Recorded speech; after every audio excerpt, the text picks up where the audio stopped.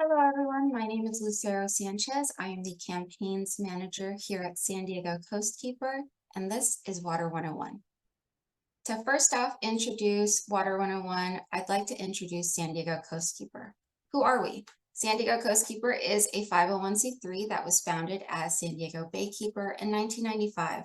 The organization was originally formed to address the chronic pollution of San Diego Bay, but since then we've expanded to the entire county. In short, Coastkeeper uses a combination of education, advocacy, hard science, hands-on restoration, and targeted outreach and engagement to chip away at each major water quality and water supply issue that we take on. Truly, we believe a multi-pronged, multifaceted approach is the most effective one. Today's workshop will cover water equity, water supply, green infrastructure, and ultimately how we can protect the health of our communities and our environment. Before we kick off the presentation, we'd like to talk about the U.S. Water Alliance's Pillars of Water Equity. We'll use these as a baseline as we continue to talk about the City of San Diego and their water future. Water equity means a community should have access to safe, clean, affordable water and wastewater services. Means people should share in the economic, social, and environmental benefits of those water systems, and communities should be resilient in the face of floods, droughts, and other climate risks. So as we go through this presentation, keep those in mind and ask yourself those questions. Here in San Diego, we truly believe that there are 4 core threats to water quality. We have climate change, pollution, aging infrastructure, and lack of funding. So this is what we're going to be going into as we move forward in the presentation. So where do we get our water from? Since we live in a semi-arid region, almost 90% of San Diego's water is imported from places like the Colorado River and Northern California. This is expensive, energy intensive, and not climate resilient. Climate change has caused these regions, including our own, to enter a period of historic drought. California uses 19% of its electricity for water transport and use. So when we talk about fighting climate change, we have to talk about finding ways to use water more efficiently and ways to increase our local supply. On the flip side of this, we can also expect heavier, more erratic rainy seasons, and that, along with sea level rise, will continue to overwhelm an already crumbling stormwater infrastructure system. We'll see increased flooding, property damage, oil advisories, and other infrastructure failures. Now that we know where our water comes from, where does it go? To answer this, we're going to define a few things first. First off, a watershed. A watershed is an area of land that drains into a common water body. Now, in the county of San Diego, we have 11 watersheds, and in the city, we have 6. That means watersheds aren't perfect and they don't follow city lines, which means we share watersheds with counties and even across the border with the Tijuana watershed. Watersheds are important because we get into this topic of stormwater, which is essentially a fancy term for rainwater. It is the water management name for water that falls in abundance over an urban area as a result of rain or snow. So when our water flows out of our yards, down driveways, and out parking lots into our storm drains, it makes its way through the environment untreated. Storm drains are not connected to the sewer system, so they drain directly into our creeks, bays, lagoons, and ultimately the ocean. This means that we currently see stormwater as a liability. It's the leading contributor to pollution in San Diego, streams, rivers, and waterways. And we really want to shift that perspective to say water should be water and we should treat it as an asset. So we'll get into that a little bit later. We also want to define urbanization and talk about impervious surfaces. Impervious means it's a surface that does not allow fluid to pass through. So as we've designed our infrastructure, we've designed it to get water away from our city to avoid property damage, safety concerns, but it also means that less of our water is being soaked up into the ground and more is just running off, which means more of that is going to pick up pollutants and flood our neighborhoods and ultimately take all of that pollution into our environment, into our waterways. Stormwater in urban areas, when not treated correctly, can lead to erosion, flooding, pollution, changes in vegetation in stream and riparian areas, and decreased biodiversity. So this really highlights why stormwater management is so important. The city of San Diego has shared this map here of our stormwater system to highlight this diverse and interconnected system that is a $5.8 billion system. The stormwater department operates and maintains over 300 green infrastructure and stormwater treatment facilities that have been constructed as a part of new development and redevelopment. So it's crucial for us as a community to support their work and show up to support when they need more funding. Stormwater infrastructure, if we zoom in a little bit more, you can see what that looks like in an area of our watershed. Our area uses a system called the MS4, which stands for Municipal Separate Storm Sewer System. That just means that anything our household flushes down the toilet, goes down our sink, is called wastewater. That goes to a sewage treatment plant for good reason, since it could be harmful to our health. But our stormwater is a completely different system that doesn't get treated and carries any pollution to the ocean. This emphasizes that importance of upkeeping our infrastructure to ensure that there aren't any leaks or overflows into that untreated system. Here you can see in the blue, the stormwater, and in yellow, sewer. These two systems run side by side for the most part. We want to make sure that they're upkept correctly. Something also to highlight is that our wastewater system or sewer system is currently in the process of moving forward with a system called Pure Water. Pure Water would recycle the wastewater and is expected to supply 50% of our water needs by 2035. That's incredible. And I think the goal here is that we're able to link stormwater into that and increase our local water supply even more. So that stormwater system that we talk about carries a lot of pollution. Stormwater encounters pollutants and it becomes polluted urban runoff. This is San Diego's #1 water quality threat. And here are some examples of what that pollution might look like. You see plastics, cigarette butts, car fluids, toxic metals, pet waste, and chemicals. So here you see some pictures of the city of San Diego with very visible pollution that usually gets picked up by rain systems. But I also do want to highlight that there are a lot of invisible pollutants in here, a lot of nutrients, chemicals, metals that can mess with the ecosystem balance that we currently have. So much so that we actually have a safety guide. These safety guides, for anyone who hasn't seen this, are available for the public. Some of this is due to normal bioaccumulation, but pollution definitely contributes to this. And it highlights a point of equity when you think about the people that rely on subsistence fishing. Here you can see that some fish are just completely off the mark for eating, and then other ones you do have to be careful with. So this is a helpful guide here. Unfortunately, we have this, which lowers our opportunities for fishing. We also have the 72-hour rule. Most San Diegans do know about the 72-hour rule, yet a lot of people disregard it. This is a general guideline that discourages people from entering the ocean within 3 days of rainfall to avoid getting sick from runoff pollution. While we work on reducing that pollution, we highly encourage you either check the County Beach Advisory website or San Diego Coastkeepers website before heading into the water, just to make sure that it's all good to go. Even during a drought, even during the summer when we're not getting rain, there are still events that contribute to beaches being under advisory or closure. So just take a look there. This picture on the right shows all the beaches were unsafe to swim in that first rain of 2020. And the picture on the left is from a part of Mission Bay that is earmarked for a green infrastructure project, which is great. But I do want to highlight these signs that say stormwater may cause illness are permanent signs in our county. And that's really unfortunate. It's something that we definitely want to fight and move towards cleaner water for all.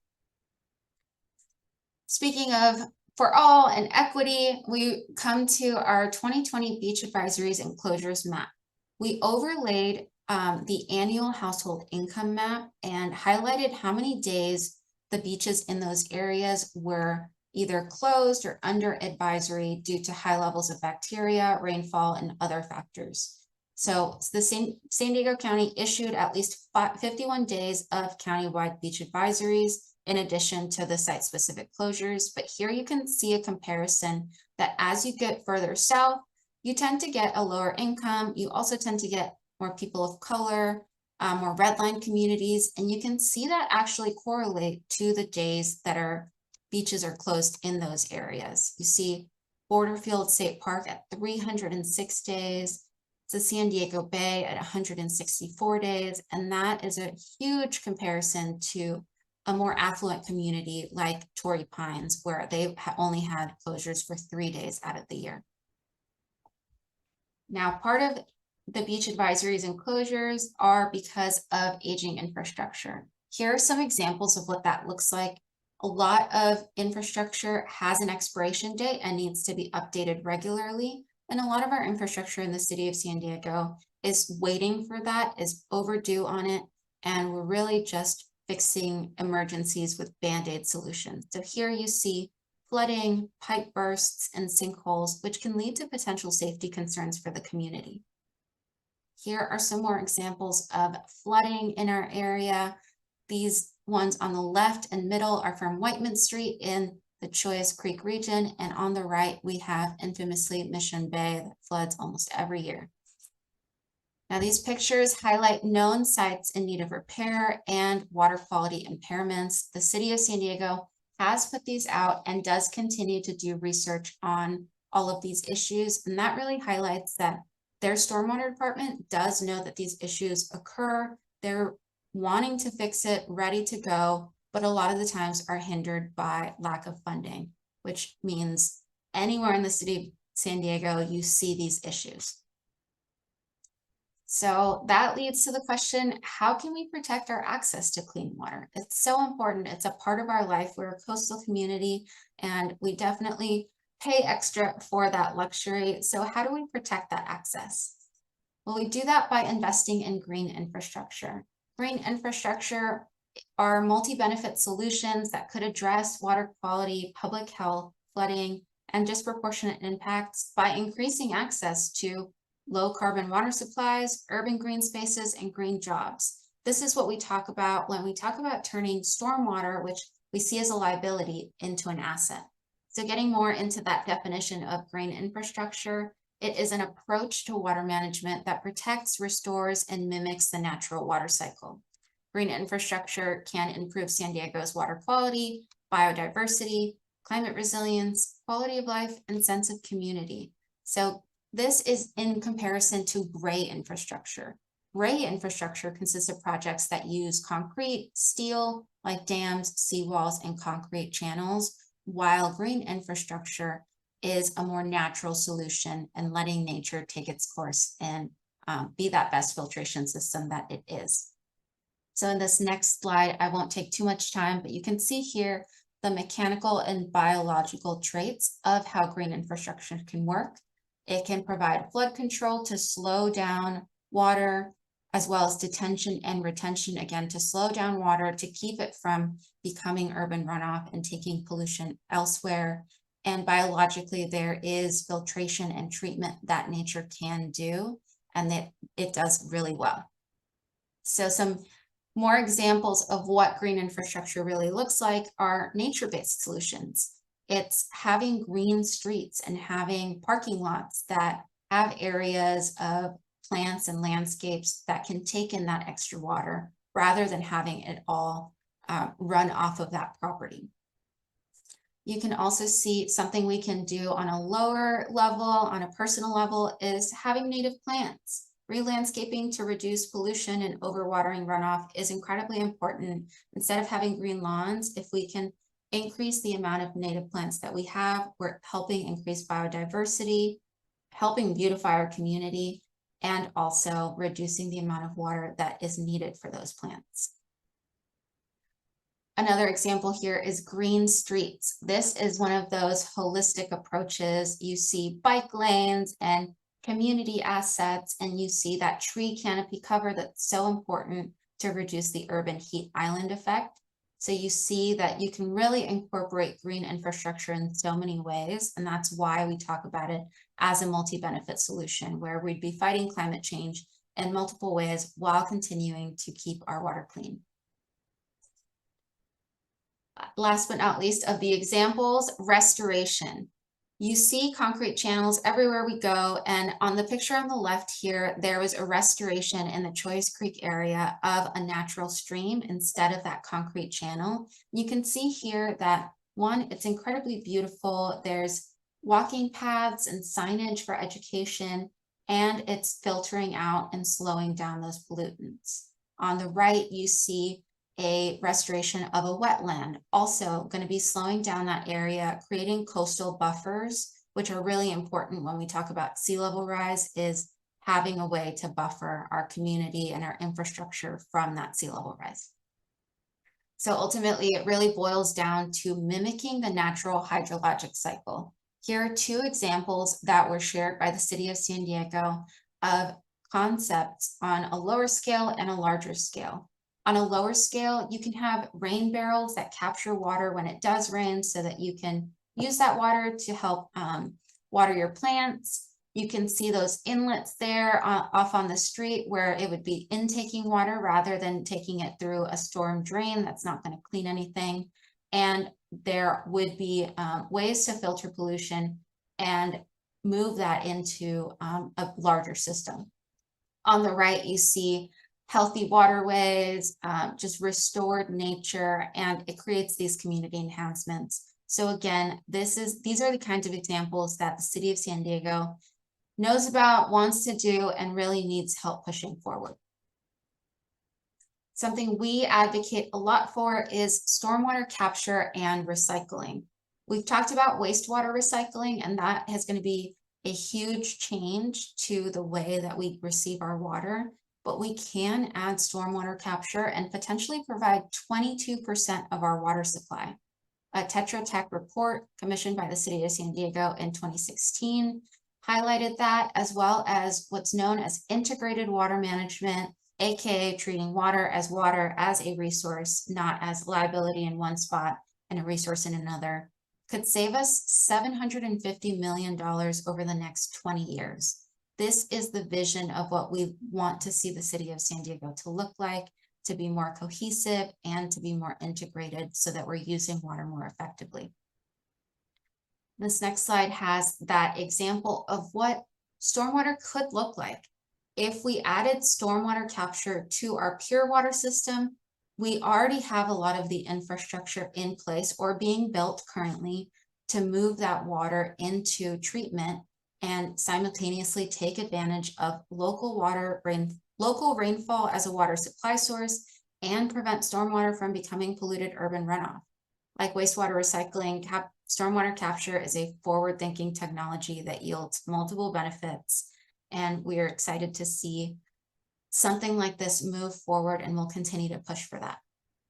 So that question comes to mind, why aren't we doing this everywhere? It sounds great. It sounds like it would really be a benefit to our community. And the question is that fourth point of threats to water quality, it's a lack of funding. Stormwater infrastructure is currently the largest priority gap for the city of San Diego.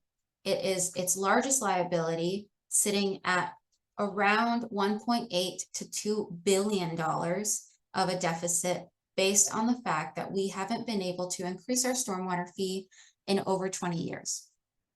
That is because to increase that stormwater fee, it has to go up for the voters, which hasn't been done since 1996.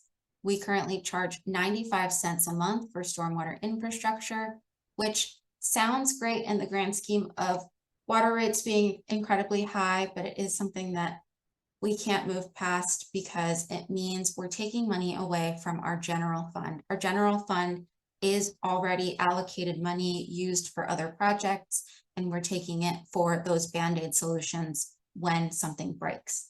That's not an effective way of using our money. It also means that we're not able to have a bidding process so that there's cheaper services. We use emergency services usually when fixing stormwater. So the city currently charges far less than any other major Western city. For example, some cities charge $11, $13 a month for their stormwater management, while we are charging 95 cents. That's what's led to that near $2 billion shortfall, and it's something that needs to be addressed.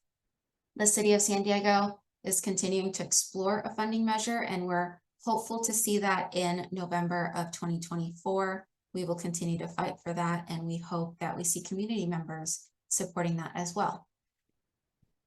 One of the reasons that we believe that could be effective is because LA already did it in 2018. Measure W passed as LA's Safe Clean Water Program. It raised significant money for green infrastructure projects, clean water and water supply projects. It prioritized projects for those disadvantaged communities, which is a term that's used legally. Really, it means low-income communities, communities of color, frontline communities, environmental justice communities. So that is part of what that Measure W includes. These are the kind of things that we hope to see in a San Diego County or in a City of San Diego ballot measure. We also want to see that local workforce job training and certification classes to promote living wage jobs and promote green job pathways. We want to make sure that this is part of a just transition. So we will learn from the mistakes and take all of the benefits that has happened and move forward that way. So what can you do? That's a great question. One that I wrote so that I could let you know that these are the things you can do here. Have conversations with your friends and family. They're going to care so much more about something if you let them know that you care about it rather than me, a stranger, coming in and talking about it. Sharing your stories is so impactful. Talking to your elected officials and sharing the stories of how water impacts you goes a long way. These people are your representatives. They should be there to represent you, and you should have that opportunity to share how it impacts you and how their votes might change your future. On a lower, smaller scale, you can install rain barrels, plant native landscaping, use gray water systems. We like to say laundry to landscape or showers to flowers. There are a lot of resources and rebates on these programs. So please use those, access those through the City of San Diego, the County of San Diego. If you live in another city in the county, they most likely also have resources and rebates. So please don't miss out on those. The last few, providing public comment, like I mentioned, sharing your stories, talking to your elected officials, that is how we make change. A lot of the times as consumers, we feel the guilt of our consumerism and our use of water, but really it's fighting for the entities and the government to also create that change, that larger scale change. So providing public comment might mean that you spend 5 minutes of your time calling in and saying, hey, I care about clean water, rather than 5 hours at a beach cleaning up the trash that has made its way there.